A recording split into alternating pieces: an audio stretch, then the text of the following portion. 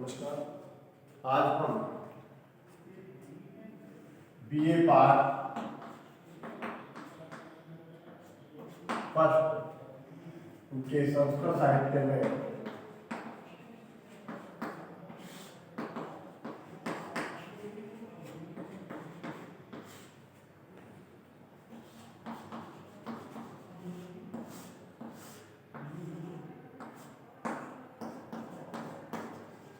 संस्कृत साहित्य में क्रातार्जुनीय का विषय पढ़ेंगे।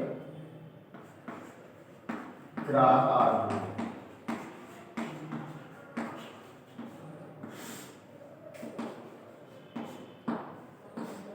प्रथम सा पिछले वीडियो में आपने देखा था कि हम क्रातार्जुनीय के प्रथम सर्ग में जब वनेचर वहां आता है युधिष्ठिर के पास में और सब बातों को स्पष्ट रूप से कह सुनाता है, जिन जिन बातों को उस वनेचर ने वहां देखा उन सब बातों को युधिष्ठिर के पास आकर के वो बता देता है। युधिष्ठिर वन में पांचों भाइयों के साथ रहता है। वो अपना वनवास का समय जो उसने दुष्ट क्रीड़ा के कारण हार गया था उसको व्यतीत करता है। दुर्योधन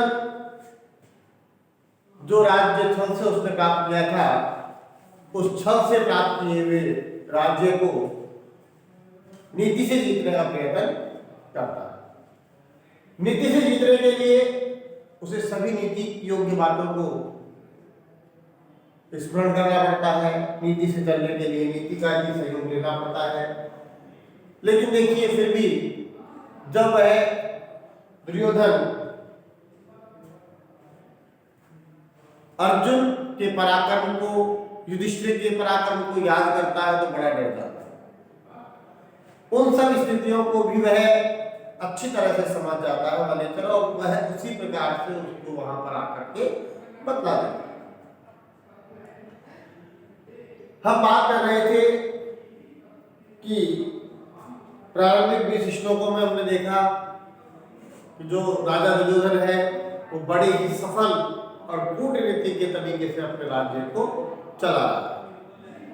सफल और कूटनीति के राज्य को चलाते हुए भी वह बार बार कथा प्रसंग में युधिष्ठिर का नाम आने पर बड़ा दुखी हो जाता है और बड़ा ही विकल्प सोचने लगता है। इसी क्रम में जो दुर्योधन है वह दुर्योधन अपने प्रजा पर किसी भी प्रकार का अत्याचार नहीं करता है। इस बात को अगले श्लोक में बताया जा रहा है। न तेन सज्जम की विचिदम उद्दतम धन कृतम नवाहा कोप विधाय आनंदम गुण अनुरोगेन शिरोभ्यते नराधिपे माल्यामेव शासनम। तो शासन है वह किसी भी रूप से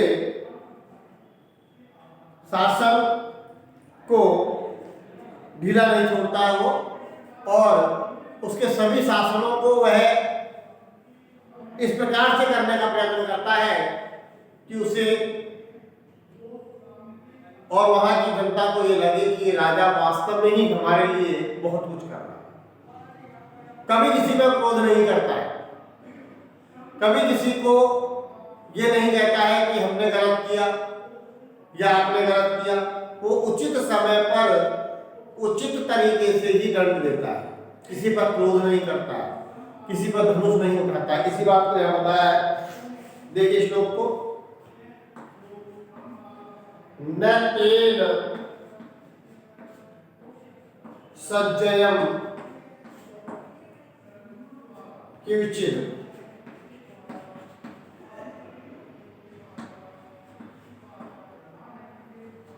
उद्धतम धनु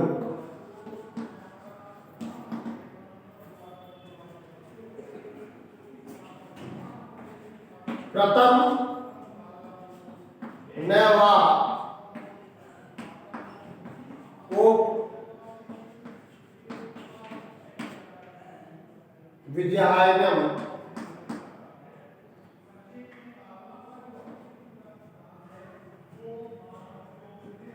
आरणम।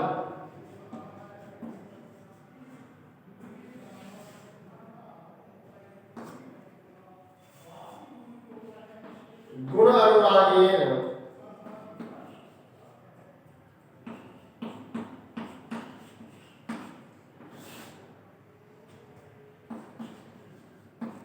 शिरोभि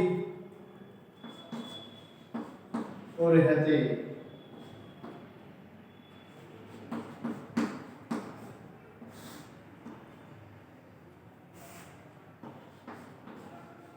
नराधि परिमाण्य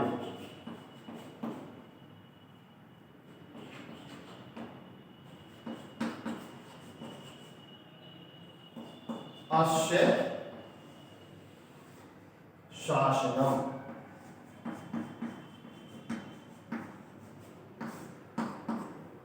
देखिए, न तेन सज्जम किंचित उद्धतम धनु कृतम नवापोपविधेनम आननम।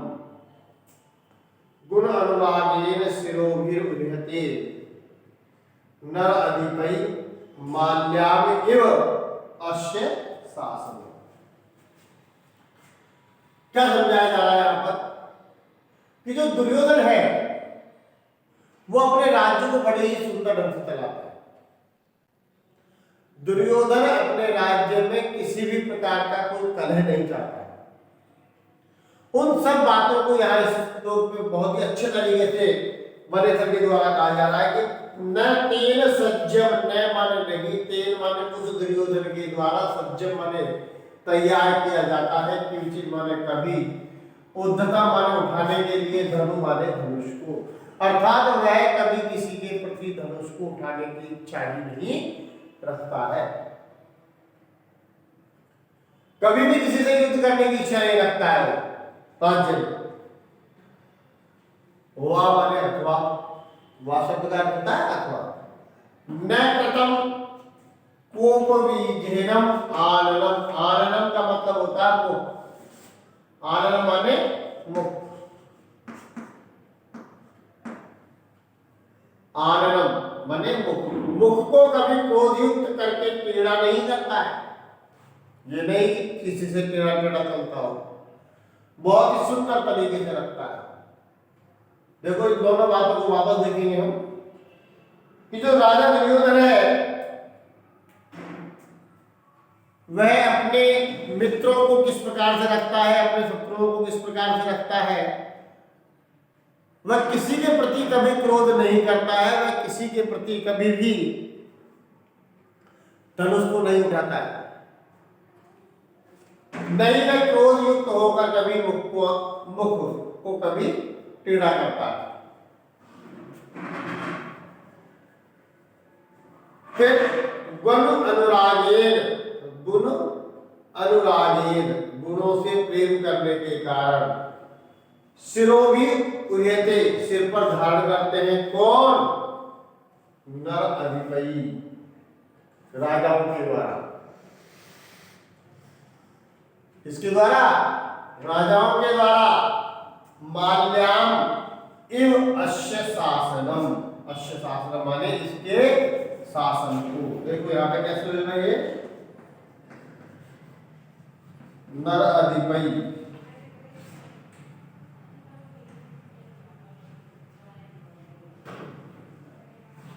राजाओं के द्वारा। माल्याम इव, माल्याम इव अस्य शासनम।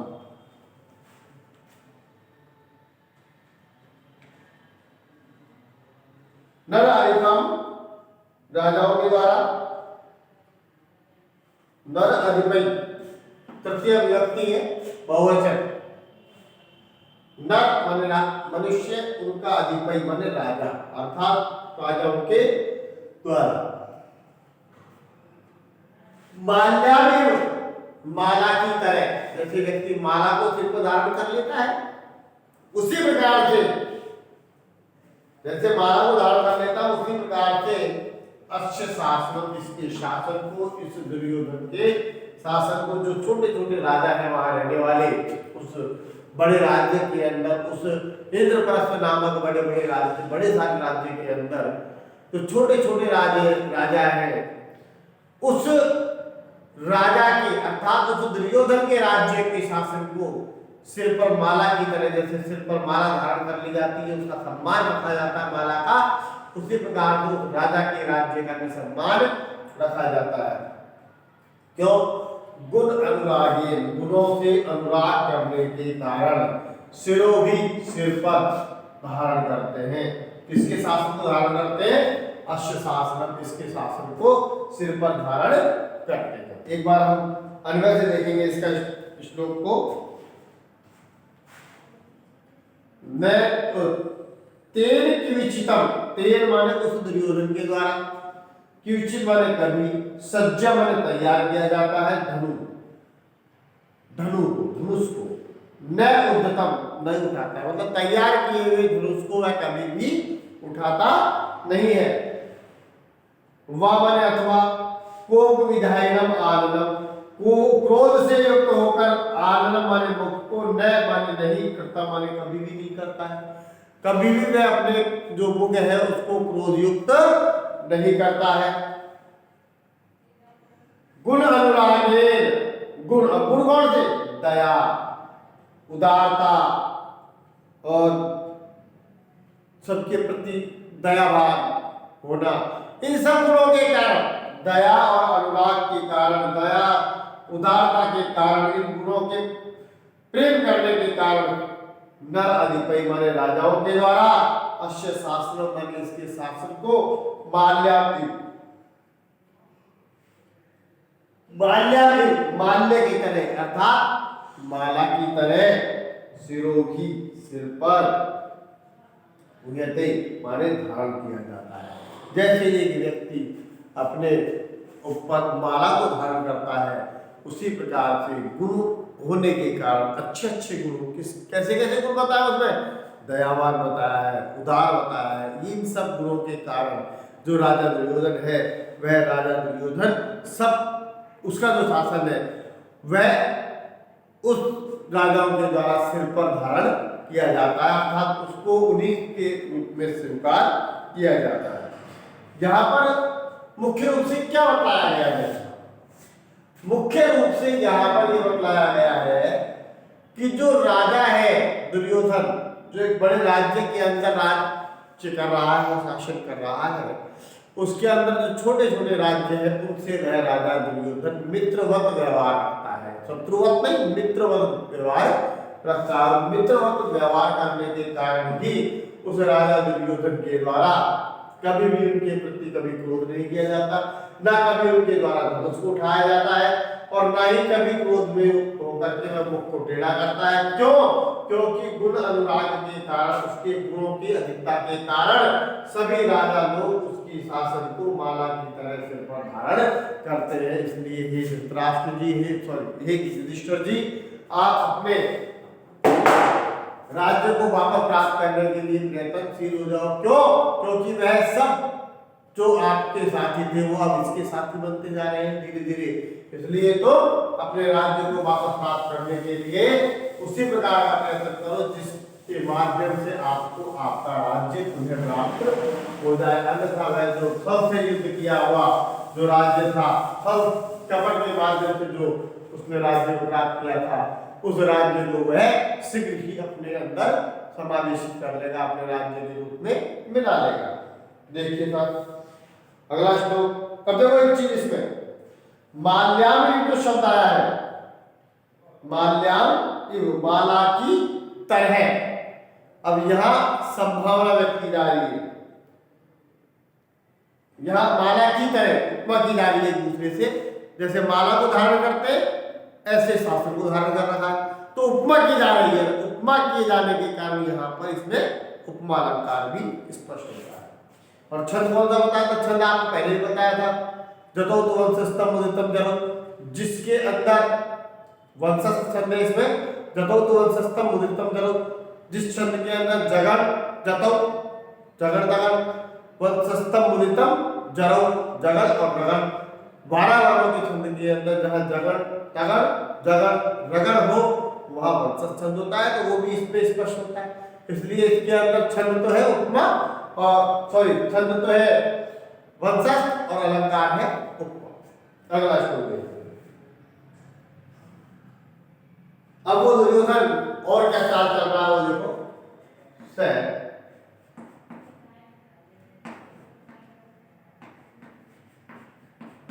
जो राज्य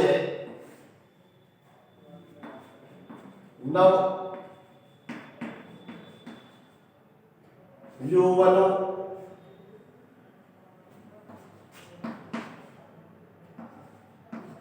उद्दतम नव यौवनों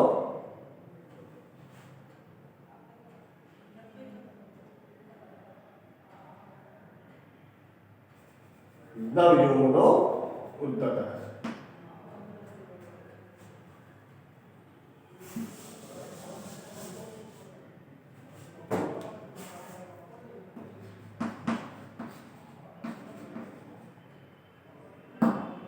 नवयौवनम उद्दतम विधाय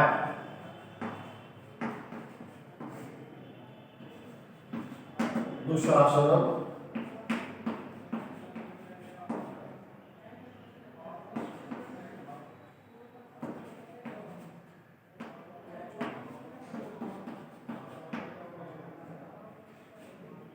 दुशासनम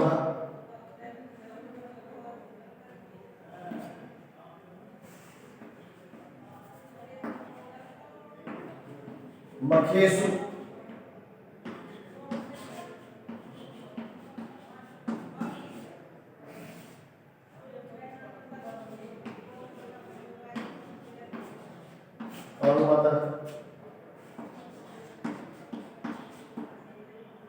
प्रोदसा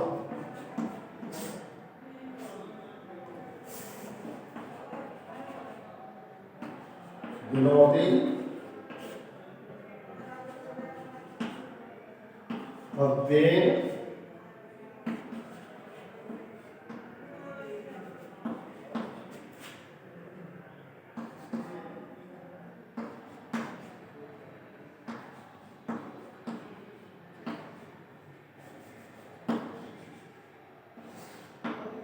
हिरण्य इल्तिशा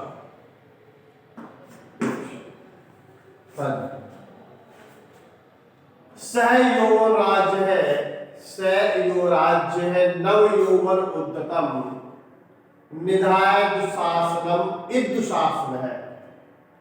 मखेसु मखेसु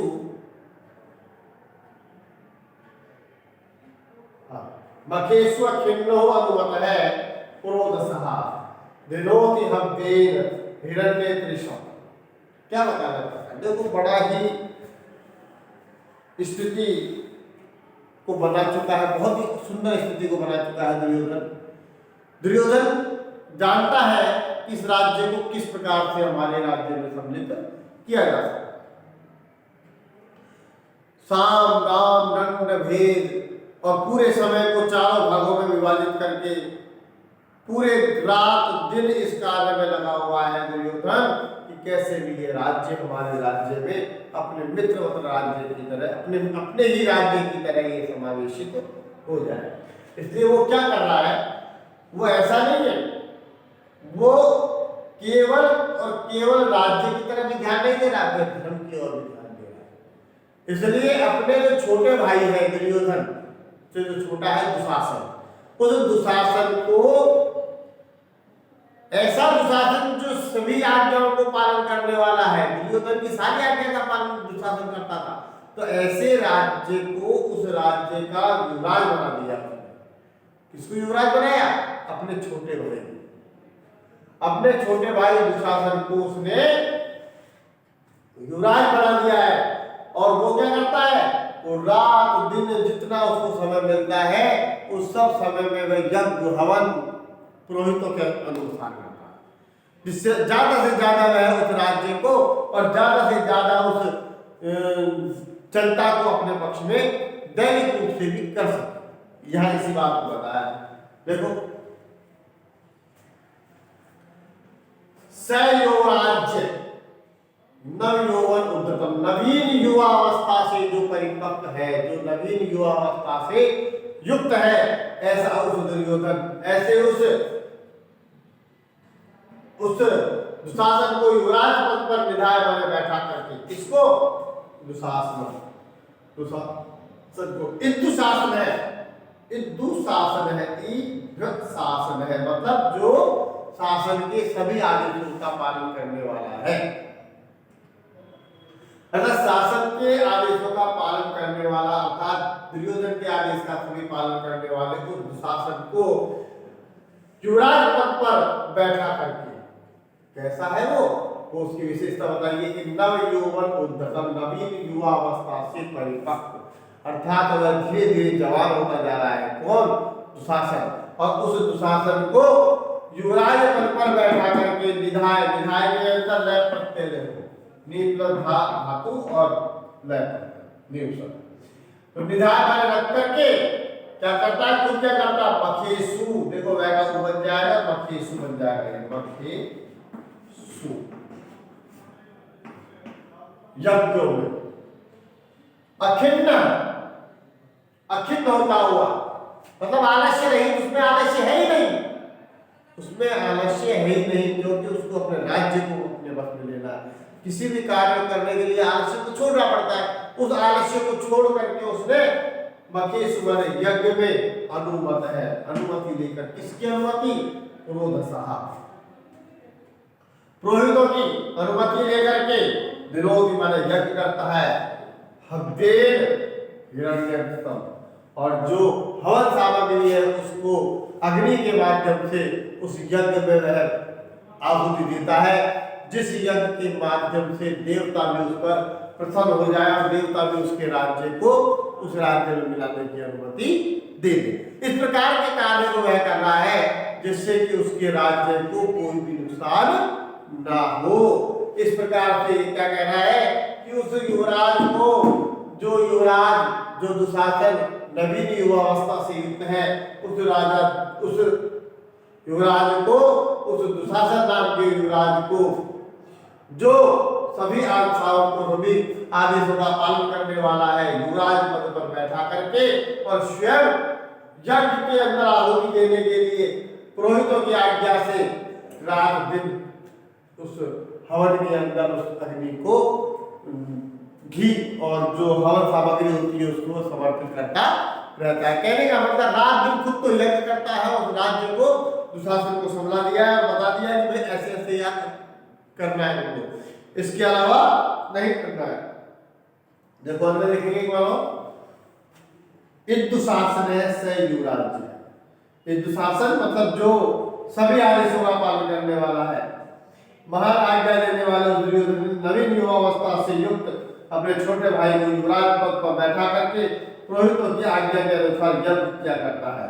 इस प्रकार वह राजा दुर्योधन यही लोकरंजन ही नहीं पारलौकिक का भी कार्य कर रहा है। देखो इसमें दुशासन है, वह आशाओं को पालन करने वाला, आदेशों का पालन करने वाला, वह युवराज पद पर बैठा करके नवीन युवावस्था से युक्त उस दुशासन को बैठा करके, इस पर बैठा करके, युवराज पद पर बैठा करके, मखेसु माने यज्ञों में, अखिन्न है माने आलस्य से रहित होता हुआ, पुरोधस पुरोहितों से अनुमत है, अनुमति प्राप्त करते हुए, हव्ये हवि सामग्री से, हिरण्यगतम अग्नि में दिनोती माने यज्ञ करता है, बार बार भोग लगाता है। अगला श्लोक देखेंगे हम।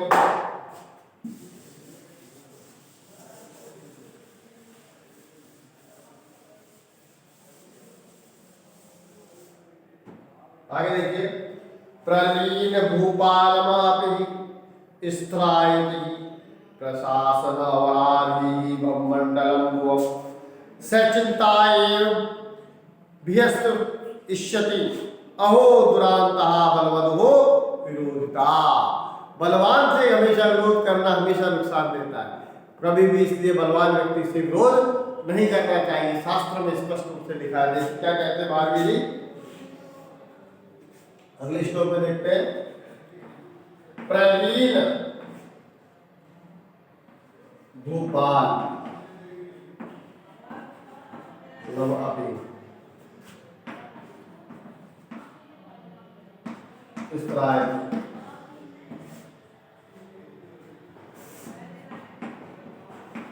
प्रसाद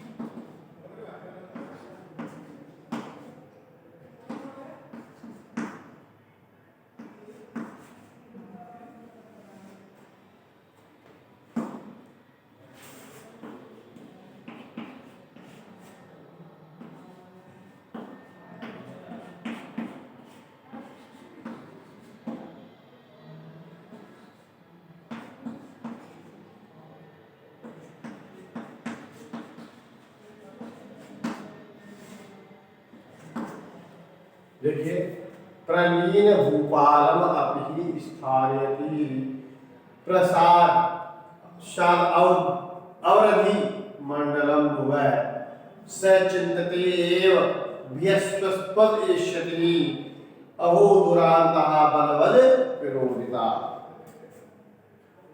जो प्रशासन करने वाले हैं, प्रशासन करने वाले हैं, कहाँ से?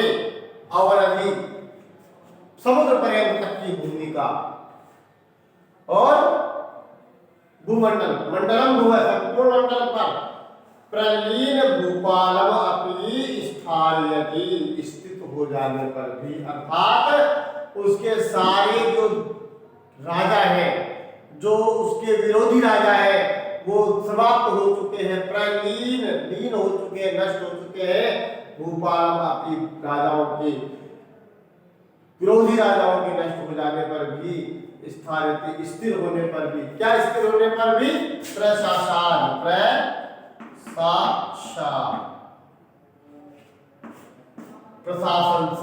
प्रशासन करता हुआ अवधि समुद्र पर्यंत तक शासन करता हुआ भी,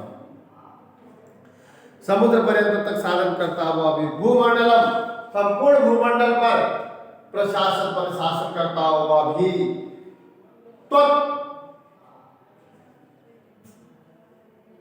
सचिंत्यति तु एव त्वद माने तुम्हारे पास से इष्यति माने आने वाले भय को कारण बनाता हुआ चिंतित हो जाता है। अर्थात उसकी चिंता का कारण कोई दूसरा नहीं है प्रभु, उसकी चिंता का कारण तो स्वयं आप ही हो। इसलिए हे राजन, हे युधिष्ठिर, आप आपकी चिंता को और तीव्र कर दो, जिससे वो और अधिक चिंता करने लग जाए। इसलिए वो भय खाता है तो सिर्फ आपसे खाता है। क्यों?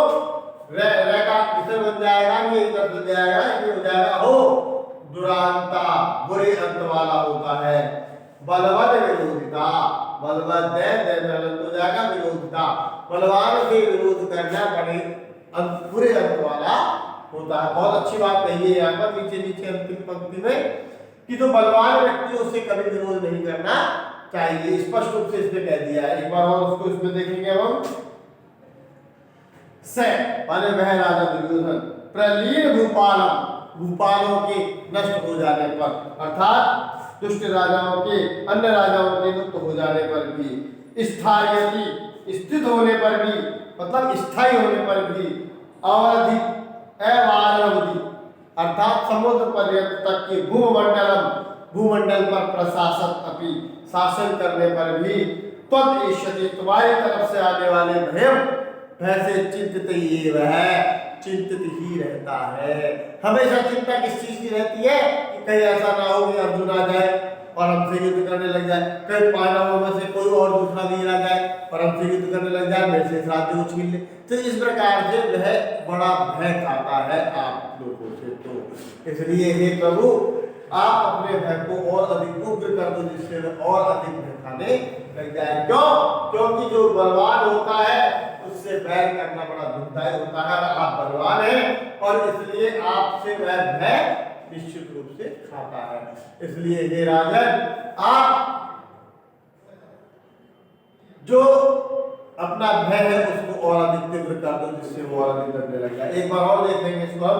प्रलीन भूपाल अपनी, जिसके सभी राजा अन्य राजा जिसके लुप्त हो गए हैं और स्थान जो स्थिर रूप से शासन कर रहा है, किस पर शासन कर रहा है? अवधि भूमंडलम हुआ, समुद्र पर्यंत तक के भूमंडल पर प्रशासक बने शासन करता हुआ भी स बने वह राजा दुर्योधन चिंतनीय। देखो इसका कैसे छेद होएगा,